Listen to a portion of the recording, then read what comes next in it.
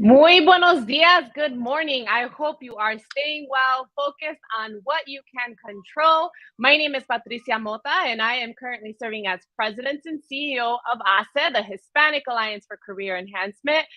We are a national nonprofit organization whose mission since 1982 is to positively impact workplaces by cultivating the pipeline of Latino talent, providing our community the insight, access, and support to be successful in their careers.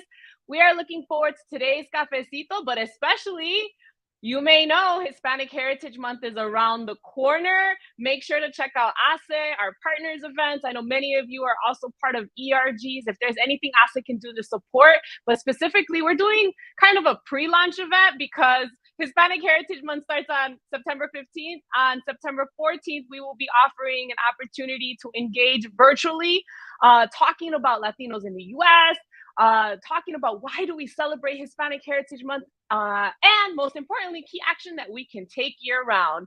So bienvenidos, welcome to Cafecito con HACE. Make sure you introduce yourselves in the chat. Let us know where you're tuning in from, what organizations. This is your time to network and connect with one another.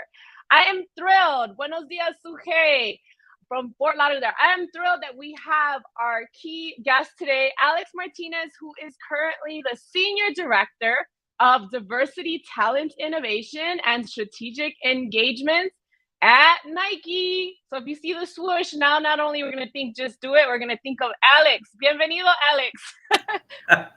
Thanks, Patricia, for having me. So good to be here. Thank you.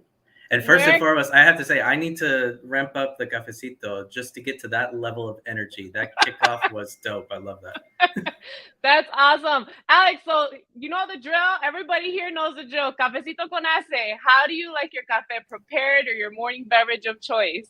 Yeah, so it's funny. I initially started probably with all sorts of Starbucks concoctions, right? So frappuccinos and sugar, the whipped cream, the drizzle on top, all of that great stuff. I used my old go-to used to be like a white chocolate mocha because I just love, or peppermint white chocolate mocha, especially around holiday time. Just reminds me of Navidad and familia and all that great stuff. But I have to say, after working in corporate for a while and having a few kiddos, I now drink it straight black, as dark roast as you can. Well, hey, you know, there's also the pumpkin spice season that's upon us, right? So maybe we want to throw in one, you know, a little treat every now and then. Yeah, I'm a huge pumpkin spice latte fan for sure. Yeah, I know. They like started earlier this year for some reason. I'm like, wait, can we still enjoy what we have left of the summer before we get there? But hey, I know there's a lot of pumpkin spice fans, and I'm looking forward to hearing that as we continue into the fall with our Cafecito guests. So hey, we want to hear from you. Good morning. We got folks from Indianapolis. We had my colleague Bobby. Everybody is saying hello and greeting one another. Jillian here in Chicago. So Alex, let us know. You know, one of the things that I love about these charlas, these conversations, is getting to know people across the nation, across the world, right? In terms, and especially those that are of Hispanic, Latinx, Latine background, to be able to share about how did you get to your role. Tell us about your background and how you got to being at a big global brand like Nike. Yeah, absolutely. Well, it starts just even from my first internship experience, right? I was one of those individuals who was lucky to get an internship right out of high school and transitioning into college.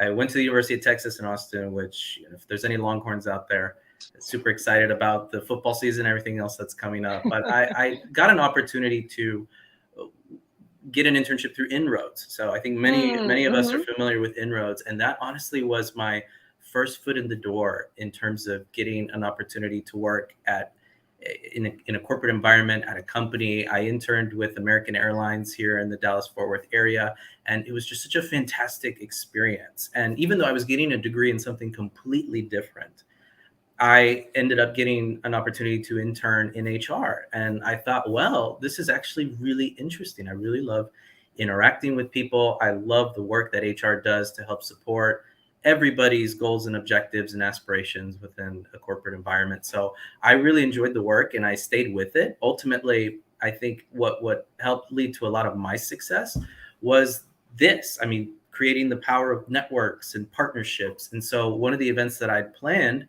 while I was a student leader for another organization that I think we all know quite well, the Association of Latino Professionals in Finance and Accounting, otherwise known as ALPA. So I participated as a student leader for that organization on campus, and it created an opportunity for me to create a connection to someone at Deloitte. And so I got a little bit more exposure to Big Four, getting the opportunity to network a little bit more and understand and learn about this whole cloud or nebulous cloud of consulting and what that meant. And I had absolutely no exposure to it and no idea what it was. But just through those conversations and getting to know people and getting to know what they did day to day in their jobs, it was fascinating. And in fact, I had the opportunity to actually interview for an inroads internship at Deloitte.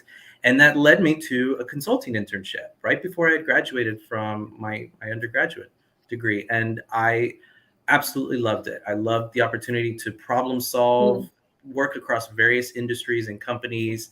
Obviously, the travel was very attractive, and getting a chance to really experience that outside of what was my bubble at the time, getting to just get a little bit more exposure and opportunity to understand and learn about business problems and go solve them as a consultant. So I stayed with Deloitte for about 7 years, and I finally decided to go back and go get my MBA.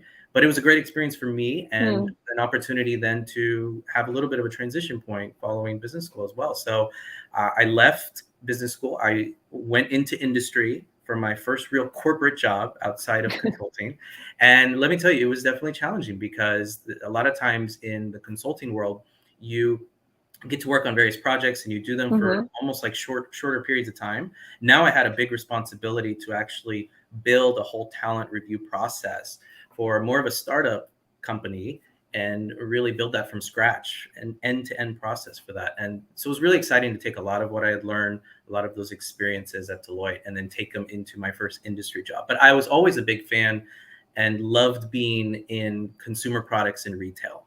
And I did a lot of that work and consulted for clients like Walmart, for PepsiCo, and getting them to do that in an actual job after transitioning into corporate, I fell in love with it. And so I stayed with it. I got a call from a recruiter to potentially take an opportunity at Yum Brands, which is the parent company of Pizza Hut, Taco Bell, and KFC.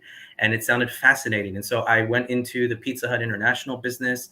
I got to really explore what that means in terms of working with franchisees, how the brand is perceived, how we think about diversity, equity, and inclusion from an international standpoint, and then also thinking about how that connects to the broader parent company. So through that experience, I had an opportunity actually to work directly with the Chief Diversity Officer for Yum Brands and helping connect those strategies within the brands to the broader parent company strategy. And it was a fascinating, exciting opportunity. And I think just I had been doing DEI work in bits and pieces throughout my entire corporate career.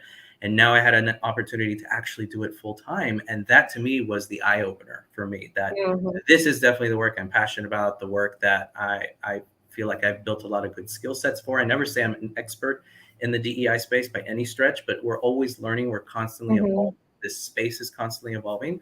And so I really wanted to be a part of that at the forefront. And then began an opportunity to build connections. So what I didn't say is that through my experience at Deloitte, I built really good connections with folks. And through that connection, through one connection I had with a manager that I had built a relationship with for a longer term, he's the one who actually brought me into my first corporate job out of consulting into industry. I also had an experience where I worked on a technology transformation project, and I built a really good relationship with the senior manager that was there at Deloitte. He took a VP job at Nike. I connected with him. He told me there was an opportunity on the table. I had some good conversations, and then as it were, I ended up in the DEI space at Nike. And so we're I mean, for me, which is just like a culmination of all those. About what you're doing at Nike, because I know we want to dig deeper on that. But I'm hearing a couple of things. So for the students or those that are recent graduates, is don't underestimate the power of your leadership that you've had as a student, right? And I agree with that, right? In terms of taking leadership roles, in internships, right? Ensuring that internships are valuable. The other thing for students that I heard that I think is critical that you mentioned for your experiences, the fact that we may not always go into a job that necessarily aligned with what we majored in, right? And so being flexible and open on that shift, because it may happen. It's happened to me. It's happened to a lot of our guests here on Cafecito, and evolving with that. And most importantly, and for everyone, is the power of building relationships and networks, leveraging organizations like HACE, like Alpha, like some of our other peer Absolutely. organizations like Prospanica, Hispanic Start, to ensure that you're leveraging these organizations that are here to support you and building those engaging, meaningful relationships that will turn out to new roles, such as what you're doing at Nike. And so those of you tuning in, we're going to have some time for a question or two towards the end. So have them ready for Alex. We want to hear from you. What is it that you're doing at Nike? And we're excited. Nike is one of our partners at HACE, supporting our leadership training programs and also hosting us for one of our biannual events, which is our Chief Diversity Officer Roundtable, an opportunity to share best practices, hosted by you, Alex, by Jarvis Sam as well, your colleagues at Nike. What are we to expect, and why do you think it's important that we're having those types of roundtable conversations? Well, first and foremost, Patricia, thank you and Ase for giving us the opportunity to host the event. I mean, I am so excited about just getting a chance to really have good conversation with others in this space, more broadly outside of sports, right? And outside of a lot of the partnerships that we have, because it is an effort and a movement that I think we're all on, and a journey that we're all on, right? And it is a journey, right? It's I wouldn't even say it's a sprint or a marathon, it's a journey. So in this journey together, right, I think it's a great opportunity for us to have these conversations in more of a facilitated way, where we're all coming to the same table together to have really honest conversations about what's working and what's not.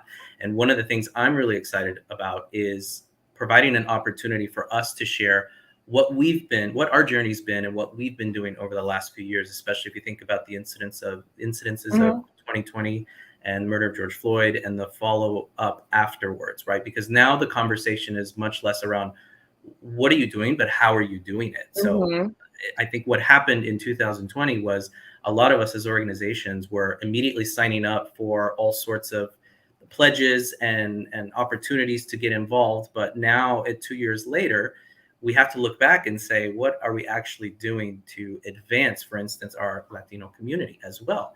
And so this provides just an opportunity for us to be transparent, have conversations around what our intentionality is around the DEI space. And I think that'll just provide an opportunity for us to just share some of those best practices and use it as an opportunity to learn from each other. So I'm really excited about it. I know we will be sharing specifically around what we're doing in what is the future of DEI work in the sports industry, in partnership with other organizations, with leagues, with some of our signature key athletes, and then ultimately how that can translate over to other industries and how they can utilize some of those best practices, and then an opportunity for us to learn from others at the same time. Yeah, so we'll have our partners and new partners that are joining us on board for that. And if you are looking for more information and you're heading up DEI within your organization, please reach out. We'll make sure to engage you. It's both a virtual and in person. So if you're in New York City and want to join us in person, we want to make sure that we get you there. And please, and if you have any questions, Alex, you mentioned, I guess, are you in Texas? I know we have some folks tuning in from Texas as well, so we want to hear from you. Yeah, if we have any Texans, I'd love for folks to give a shout. I am currently right now in my home in Dallas, Texas, outside of the Dallas area.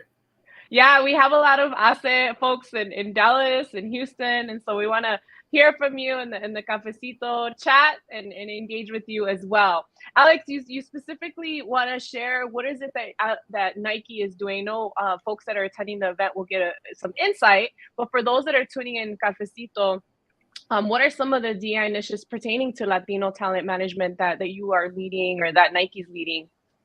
Yeah, absolutely. There's one even more relevant that I would love to speak about, and it's our Serena Williams design crew. And essentially what that is it's a group of designers of color that we have sourced from various different parts of the country.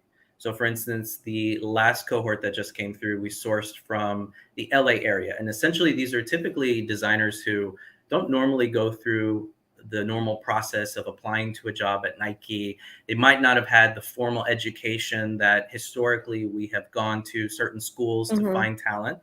They're just really good individuals with strong raw talent, specifically Black and Latino designers that we go out and look for. And ultimately what we do is we bring what we call a cohort of apprentices to Nike headquarters, and we give them an opportunity to learn from the best.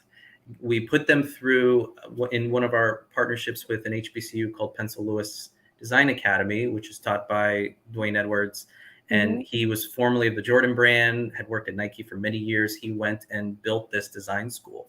And so essentially we put them through that design school. We pair them with managers, with mentors, with peers. And through about a period of 6 to 9 months, we put them through what it's like to be a designer at Nike. And we give them that experience, that exposure. And ultimately we give them an opportunity to build product for some of our key athletes. And the Serena Williams design crew is exactly what it sounds like. They build product for Serena Williams. And so I know there's a lot of buzz around some of the things that Serena's been doing lately. The design apprentices from the first cohort are actually influencing what you see and what Serena is wearing. And I think it's incredible if you think about how the story has come full circle. And we're now in our 4th year where we're going out and looking at designers in the Miami, Fort Lauderdale, Florida area and putting them through a similar program, and then thinking about what the program is going to be going forward. So that's just one example that I'm really excited about. That's a part of our diversity, talent, innovation portfolio. That's the team I am overseeing. And that's just an opportunity really to build better representation and more diverse pipelines into areas of the business that historically have not been as diverse. So I'm very much focused on how do we think a little bit differently around skills and capability and less of your traditional degree requirements. All that is still very important. I mean, I will say first that like I will be the first one to encourage folks to make sure you get your education, you get your experiences, but this is also an opportunity for us to broaden the talent pool a little bit more and look at folks that historically have been overlooked. I love that. And we'll take any questions that you may have in the chat now before we wrap up. From Brandon Baker, I think he's referring to the CDO Roundtable. Yes, if you are in a DEI role, we're happy to send you that link so that you can be able to participate. And I believe you are, Brandon, so we want to make sure we'll get that invite over to you. And Alex, going back to the comment regarding the innovation and thinking differently, but most importantly, the intentionality that it takes to build those types of programs that take a little more time, take a little more work, that take some restructuring because you're going outside of the normal realms of this is where we're recruiting, this is we're going to keep doing. It's saying, you know, we have to do something differently. And I think that's a perfect example that we love to hear, and encouraging all of our partners, employers, that they're thinking differently in terms of how are you building your pipeline of talent.